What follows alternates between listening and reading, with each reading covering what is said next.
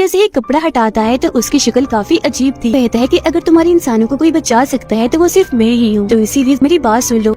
Film की शुरुआत होती है मॉस्को शहर की एक होटल को दिखाने से, जहाँ पर एक लड़का ओलेग अपनी नई दोस्त के साथ बातें कर रहा था। अपनी तारीफ करते हुए बता रहा था कि मैं एक आर्मी ऑफिसर हूँ, मेरे पास बहुत पैसा है। ये सुनकर उसकी दोस्त काफी मुतासिर होती है। ये कुछ वक्त और साथ गुजारती है और जल्द शादी करने का फैसला करती है। खैर एक जगह एक प्लेन अभी उड़ान भरता ही है कि तभी अचानक उसका इंजन काम करना बंद कर देता है। सभी लाइट्स बंद हो गई थी, जिसके बाद प्लेन भी सीधा आके जमीन पर गिरता है। यहाँ पता चलता है कि न सिर्फ ये प्लेन बल्कि पूरी दुनिया के हालात अचानक खराब हो गए हैं। बिजली से चलने वाली चीजों ने काम करना बंद कर दिया है। सारी लाइट्स धीरे धीरे करके बंद हो जाती है और पूरी दुनिया ब्लैकआउट हो जाती है। मतलब लाइट ना होने से अंधेरा छा गया। लेकिन पूरी दुनिया में अभी भी कुछ जगह ऐसी थी जहाँ पर बिजली मौजूद थी, जिनमें एक मॉस्को शहर भी था। मॉस्को शहर में टीवी पर चल रही खबरों में बताया जाता है कि हमारा राब्ता पूरी दुनिया से कट गया है। किसी को भी कुछ पता नहीं चल रहा था कि शहर के बाहर के हालात कैसे हैं, और न ही बाहर वालों को पता था कि उनके शहर में अभी बिजली है। ओलेग भी खबर देख रहा था। उसे लगता है कि शायद ये टेररिस्ट दहशतगर्दों का हमला है। फिर अब जहाँ लाइट नहीं थी उन सारी जगहों को ब्लैकआउट एरिया, और जिन जिन जगहों पर लाइट्स थी उन्हें लाइट एरिया का नाम दे दिया जाता है। मॉस्को की गवर्नमेंट ब्लैकआउट एरिया की सूरत हाल का जायजा लेने के लिए बहुत सारे ड्रोन कैमरास वहाँ भेजती है, लेकिन रास्ते में सारे के सारे ड्रोन अजीब तरीके से गायब हो जाते हैं। जब सोल्जर्स वहाँ पहुँचते हैं तो वहाँ के हालात देखकर दंग रह जाते हैं। दरअसल जब ब्लैकआउट हुआ तो यहाँ की सब जानदार चीजें जैसे कि डॉग्स, बिल्लियाँ, मछलियाँ, यहाँ तक कि इंसान भी बड़े अजीब तरीके से मारे गए हैं। हर जगह लाशें ही लाशें बिखरी पड़ी थी। लग रहा था जैसे कुछ ही पल में ये पूरी जगह कब्रिस्तान बन गई हो। सोल्जर्स अभी छानबीन कर ही रही थी कि तभी एक अनजान आदमी एक सोल्जर पर हमला कर देता है। उसे बुरी तरह जख्मी करने के बाद उसके हथियार लेकर बड़ी स्पीड में वहाँ से भाग जाता है। सब उस पर गोलियां भी चलाते हैं, लेकिन उसे कुछ फर्क ही नहीं पड़ रहा था। एक भी गोली उसे नहीं लगती, बस भागता ही जा रहा था। ये देखकर सभी सोल्जर्स को काफी हैरानी हुई। वो अंदाजा लगा लेते हैं कि ये आदमी कोई आम इंसान तो नहीं लग रहा, और अगर ये सच में कोई आम इंसान नहीं है तो बहुत खतरे की बात है। और अब ऐसे ही एक महीना गुजर गया। किसी को भी हालात के बारे में पता नहीं चला कि ऐसा कैसे हुआ। अब हम एक लड़के को देखते हैं जो ओलेग का दोस्त है। वो भी एक सोल्जर था, अपनी बूढ़ी माँ के साथ रहता था। उनकी हालत ठीक नहीं थी, पर जैसे उसे आर्मी का खत मिलता है वापस आने के लिए, दिल पर पत्थर रख के वो मिशन के लिए निकल जाता है। फिर सभी सोल्जर्स को इकट्ठा करके कैप्टन उन्हें बताती है कि ब्लैकआउट एरिया से हमें जो लाशें मिली थी उन सबको लैब में हमने टेस्ट करने के लिए भेजा था। रिपोर्ट के मुताबिक उन सब की मौत एक जहर की वजह से हुई। जो जहर उन्हें दिया नहीं गया था बल्कि उनके जिस्म ने खुद बनाया। ऐसा उन्होंने अपनी मर्जी से भी नहीं किया, बल्कि किसी अजीब चीज ने उनके जिस्मों को ऐसा करने पर मजबूर किया। और अब जैसे ही रात होती है सोल्जर्स की टीम ब्लैकआउट एरिया में जाने के लिए निकलने लगती है। इनमें ओलेग भी शामिल था, जो देखता है कि मेरी नई दोस्त यानी जिसके साथ उसकी शादी होने वाली थी वो भी जा रही थी, क्योंकि वो एक डॉक्टर थी। वहाँ पहुंचकर ये लोग आपस में बात कर ही रही थी कि तभी इमरजेंसी अलार्म बजने लगता है। सारे सोल्जर्स जल्दी से अपनी अपनी पोजीशंस के मुताबिक जंगल की तरफ गन पॉइंट करके खड़े हो जाते हैं। कैप्टन उन्हें बताती है कि जल्दी में से जानवर तेजी से उनकी तरफ बढ़ रहे हैं। सारे एक ही तरह के जानवर हैं, जिनका साइज काफी बड़ा है। और फिर अगले ही पल वो जानवर सोल्जर्स पर झपट पड़ती है। बुरी तरह हमला कर दिया था।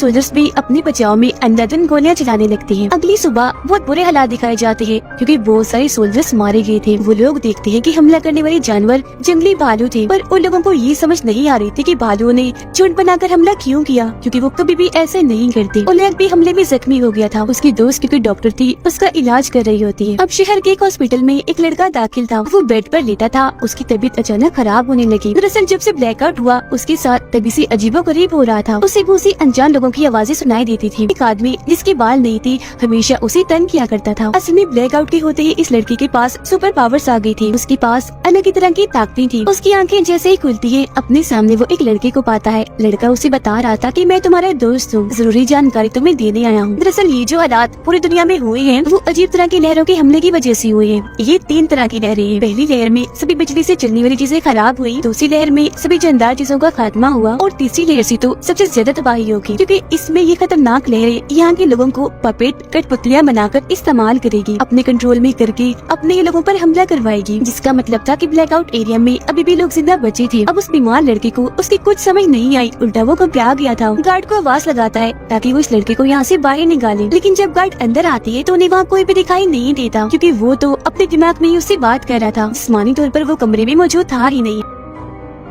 इन सब हालात और अपने कंट्रोल में न होने की वजह से लाइट एरिया के लोग सड़कों पर निकल आते हैं, हर तरफ तोड़फोड़ करके तबाहियां मचा रहे थे। यहाँ तक कि सोल्जर्स पर भी हमला करने लगते हैं क्योंकि उन्हें लग रहा था कि ये सब गवर्नमेंट की कोई चाल है। उधर आर्मी कैंप में सोल्जर्स के अलग अलग ग्रुप बना दिए जाते हैं। इनमें एक ग्रुप ओलेग का था और एक उसके दोस्त का था। ब्लैकआउट एरिया के हालात बहुत खराब थे, सब कुछ तहस नहस हो गया था। पुल बुरी तरह टूट गया था क्योंकि प्लेन तबाह होकर पुल पर ही गिरा था। बहुत सारी बिल्डिंग्स भी तबाह हो गई थी। पहले भेजी गई आर्मी के हेलीकॉप्टर, टैंक्स और गाड़ियाँ खिलौनों की तरह टूट के बिखरी पड़ी थी। ओलेग का दोस्त अपने साथियों के साथ एक टाउन में पहुँचता है। उनके साथ एक रिपोर्टर भी आई थी। सभी टीम्स के सोल्जर्स अपने अपने एरिया की छानबीन कर रहे थे। ऐसे ही कुछ दिन गुजर जाते हैं पर ना तो इन्हें कोई इंसान दिखता है और ना ही उनकी लाशें। अब पावर्स वाला लड़का जब एक जगह पर बैठा हुआ था तो तभी उससे मिलने एक आदमी आया जिसका नाम आईडी था। इसने पहले तो अपना मुंह छुपाया हुआ था पर जैसे ही कपड़ा हटाता है तो उसकी शक्ल काफी अजीब थी, बाकी जिस इंसानों जैसा ही था। वो बताता है कि मैं इंसान नहीं हूँ बल्कि इंसानों जैसा दिखने वाला एलियन हूँ। तुम्हारी सुपर पावर्स को कोई इस्तेमाल करके पूरी दुनिया में सब कुछ कर रहा है और उस इंसान की मैं खोज कर रहा हूँ। और वो आदमी, वो विलन और कोई नहीं बल्कि मेरा भाई है, मेरी ही तरह एलियन है। और जब ब्लैकआउट हुआ था तुम ब्लैकआउट एरिया और लाइट एरिया के बीच में फंसे हुए थे। यही वजह है कि आज ये ताकतें तुम्हारे पास हैं। लड़का कुछ समझ पाता है, इसी पहले ये कैप्टन और उनके सोल्जर्स वहाँ पर आ जाते हैं। आईडी पर गन तान देते हैं लेकिन चालाक आईडी कैप्टन के सोल्जर्स के दिमाग को अपने कंट्रोल में कर लेता है, जिससे सोल्जर्स को कैप्टन दिखने लग जाता है आईडी और आईडी दिखने लगा था कैप्टन। मतलब रूप बदल के दिखने लगे थे, जिससे होता ये है कि सारे सोल्जर्स असली वाले कैप्टन पर ही गन तान देते हैं। आईडी कैप्टन को कहता है कि अगर तुम्हारे इंसानों को कोई बचा सकता है तो वो सिर्फ मैं ही हूँ, तो इसीलिए जरा शांत होकर मेरी बात सुन लो जो मैं बताना चाहता हूँ। ये सुनकर कैप्टन उसे इंक्वायरी रूम में ले जाती है। आईडी उसे बताता है जैसे आप लोग अपनी इस प्लेनेट जमीन पर रहती हो, हम भी ऐसे ही अपने प्लेनेट पर रहते हैं। हमारी ये खूबी है, काफी साल गुजर जाने पर भी हम बूढ़े नहीं होते और न ही मरते जब तक कि कोई हमें मार न दे। जल्दी हमारे प्लेनेट का सूरज तबाह होने वाला है, इसीलिए अब हमें एक नए प्लेनेट की तलाश है। और क्योंकि तुम्हारे प्लेनेट को चुना गया इसीलिए मुझे और मेरे भाई को यहाँ भेजा गया ताकि हमारे बाकी लोगों को यहाँ लाने के लिए हम जमीन को अच्छे से तैयार कर दें। सबसे बड़ी बात, जमीन पर सभी पुरानी चीजें जैसे कि पिरामिड जैसी चीजें 2 लाख साल पहले हम एलियंस ने ही बनाई थी। और हाँ, मैं अच्छा हूँ, मेरा भाई बुरा है, वो आप सबको खत्म करना चाहता है लेकिन मैं नहीं चाहता कि वो ऐसा करे, मैं उसे रोकना चाहता हूँ। अगले 48 घंटों में हमारी काफी बड़ी स्पेसशिप जमीन पर आने वाली है और उससे पहले मेरा भाई ब्लैकआउट एरिया के इंसानों को पपेट यानी कठपुतली के तौर पर इस्तेमाल करेगा तुम्हें लोगों का खात्मा करने के लिए। यानी उस लड़के ने तीसरी लहर की जो बात बताई थी वो सच थी और वो लहर आईडी का भाई ही बना रहा था। कैप्टन उसकी सारी बातें सुन तो लेती है पर उसे यकीन नहीं होता। दूसरी तरफ ओलेग के दोस्त की टीम को अपने एरिया में एक जख्मी बच्चा दिखता है जो बहुत ही अजीब बर्ताव कर रहा था, गुस्से वाला। ये लोग उसकी मदद करते हैं, सवाल जवाब करने लगते हैं जानकारी लेने के लिए। लेकिन तभी बच्चा एक सोल्जर की गर्दन में चाकू घुसाकर बहुत बुरी तरह उसे मार डालता है और हद से ज्यादा गुस्से में आकर कंट्रोल से बाहर हो गया था, जो देखकर ना चाहते हुए भी ओलेग के दोस्त को बच्चे को गोली से मारकर उड़ाना ही पड़ता है। ये देखकर रिपोर्टर काफी घबरा गई। अब जैसे ही रात होती है, ब्लैकआउट एरिया की वो सारे पपेट जो आईडी के भाई के इशारों पर नाच रही थी सोल्जर्स की सभी टीम्स पर हमला कर देती हैं। सोल्जर्स भी अपने बचाव में उन पर अंधाधुंध गोलियां चलाते हैं। पपेट्स की तरफ से भी लगातार हमला हो रहा था तो दोनों साइड से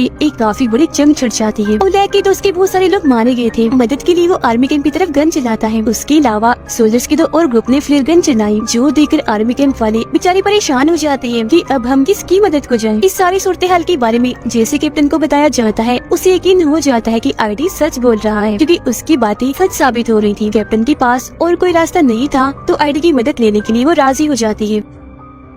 आईडी कैप्टन को कहता है कि मेरे भाई को ढूंढने के लिए हमें पावर्स वाले लड़के की जरूरत पड़ेगी। मेरे भाई को मारते ही मैं सभी इंसानों के पपेट को कंट्रोल करके रोक दूंगा। फिर कैप्टन आईडी को लेकर आर्मी बेस पर पहुंचती है। उधर अचानक से ओलेग की दोस्त की टीम पर बड़ा हमला हुआ जिसमें एक एक करके सारे सोल्जर्स मारे जाते हैं। सिर्फ 2 ही लोग बचते हैं, ओलेग का दोस्त और रिपोर्टर। पपेट की तादाद काफी ज्यादा थी, इसीलिए वो बाकियों के पास जाने की कोशिश करते हैं ताकि साथ मिलकर उनका सामना कर सके। आईडी पावर्स वाले लड़के को ध्यान लगाने का कहता है, मतलब ख्याल देखने में उसकी मदद कर रहा था ताकि लड़का ये देख सके कि आईडी का भाई कहाँ है। कुछ ही देर की मेहनत के बाद उसकी लोकेशन पता चली जाती है, जो एक काफी बड़ी बिल्डिंग की छत थी और वहीं से वो सारे पपेट्स को कंट्रोल करके सब करवा रहा था। वो निकल ही रही थी कि तभी उन्हें पता चलता है कि पपेट्स ने लाइट एरिया पर भी हमला कर दिया है, जिसका मतलब था कि तीसरी लहर का असर शुरू हो गया है। तो इसीलिए वक्त को बर्बाद ना करते हुए कैप्टन आईडी के साथ वहाँ के लिए निकलने लगे। पावर्स वाला लड़का आईडी को कहता है कि मुझे तुम्हारे भाई ने देख लिया है, वो मुझे मार डालेगा, तो प्लीज मुझे भी अपने साथ ले चलो। आईडी जवाब देता है कि नहीं, तुम इधर बेस में ही महफूज हो, वहाँ तुम्हारी जान को खतरा है, यही रहो। ये कहने के बाद वो कैप्टन के साथ निकल जाता है। वो लोग बेस से अभी थोड़ा दूर आए ही थे कि आईडी के भाई को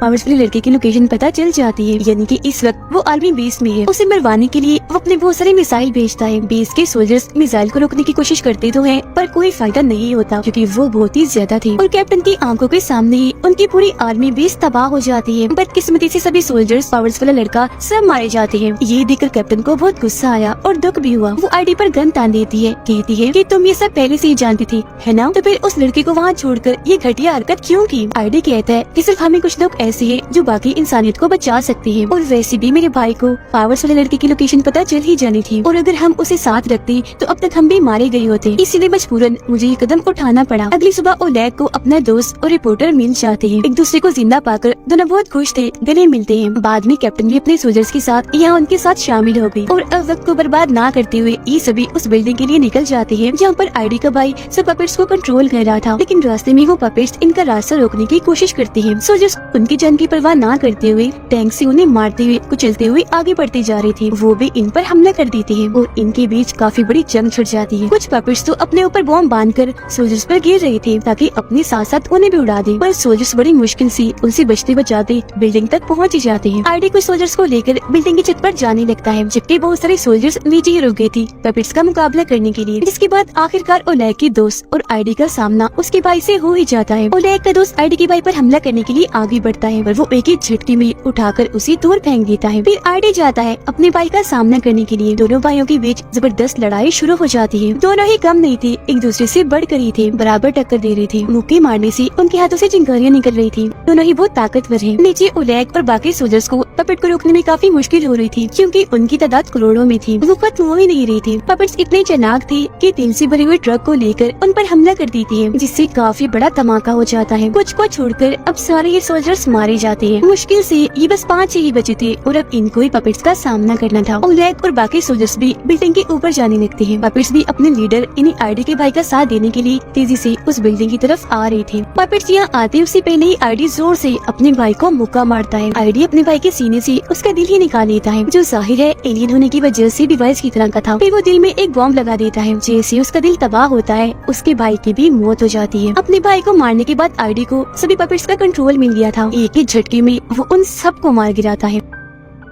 अब वो सारे लोग जो जिंदा बचे थे इस जंग में जीत तो गए थे, पर उन्हें कोई खुशी नहीं थी क्योंकि वो जंग ही ऐसी थी जो जिंदा बचे थे, जबकि करोड़ों की तादाद में बेगुनाह लोग सड़कों पर मरे पड़े थे। कीड़े मकोड़ों की तरह पूरी दुनिया का दिल हिला देने वाला सीन था। आईडी इन सबको बताता है कि इंसानों में प्यार और रहम नहीं है। तुम बहुत ही खुद गर्ज हो, सिर्फ अपने बारे में ही सोचते हो। यही वजह है कि मेरा भाई तुम सबको मारना चाहता था ताकि एलियंस यहाँ सुकून से रह सके, लेकिन मेरा मकसद कुछ और ही था। और अब यहाँ वो सबसे बड़ा राज खोलता है कि मैं इंसानों की मदद इसलिए करना चाहता था ताकि इंसान मुझे अपना मसीहा समझ ले, यहाँ तक कि अपना गॉड ही समझने लगे। तब लड़का गुस्से में आईडी से कहता है कि तुम सब कुछ पहले से ही जानती थी, तो फिर ब्लैकआउट होने से क्यों नहीं रोका? आईडी जवाब देता है कि अगर मैं वो रोक देता तो किसी के भी दिल में मौत का डर ना होता, मेरी बात का कोई भी यकीन ना करता। और वैसे भी तुम लोग काफी हो आबादी बढ़ाने के लिए, जिन सबका मसीहा गॉड मैं हूँ। अगर बाकी लोग मर भी गए तो मुझे परवाह नहीं। जिसका मतलब था कि ये भी अच्छा नहीं है। शुरू से अब तक ये बस अपना ही फायदा देखता आ रहा है। ये सुनकर सब लोगों को बहुत गुस्सा आने लगा। ओलेग की दोस्त तो उस पर गन तान देती है। तब ओलेग का दूसरे दोस्त उसे ये कहते हुए मना कर देता है कि गन नीचे करो, इसके जैसी लाखों आ रही है, इसे मारोगी तो उन बाकियों को कैसे रोकोगी? इसका जिंदा रहना बहुत जरूरी है। वो बात कर ही रही थी कि तभी लड़का चाकू से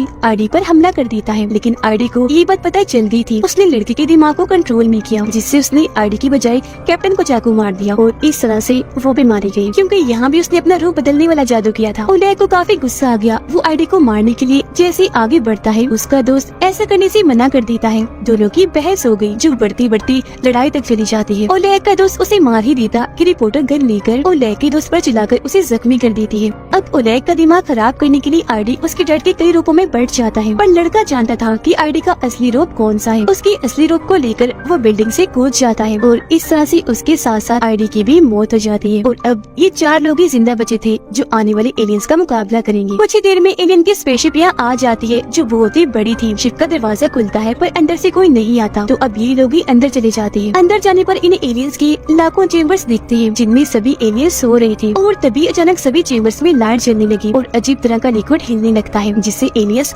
होश में आने लगते हैं। डॉक्टर बताते हैं कि ये लिक्विड जरूर उनका ऑक्सीजन है, इसीलिए उनके जागने से पहले उलैग गोली से सबको मारने लगता है, लेकिन उनके पास टाइम कम था और गोलियां भी नहीं थी, इसलिए दिमाग लगाकर ऑक्सीजन के मेन पाइप को ही हथौड़े से तोड़ देती है, जिससे होता ये है कि वो सारे एलियंस जागने से पहले ही मारे जाते हैं। अब बस कुछ चेम्बर्स बचे थे जिनमें उन्हें एलियंस के मासूम बच्चे दिखते हैं। इन्हीं आईडी की बात याद आती है कि इंसान में प्यार और रहम नहीं, और क्योंकि इस तरह के इंसान वो बनना नहीं चाहते थे इसलिए एलियंस के बच्चों का कुछ नहीं करते, छोड़ देते हैं। कुछ ही देर में एलियंस के सारे बच्चे अपने अपने चेम्बर से बाहर आ जाते हैं जो सारे आईडी जैसे ही लग रहे थे। वो बच्चे हैं इसलिए अब कोई खतरा नहीं था और इसी के साथ ये फिल्म इधर ही खत्म हो जाती है।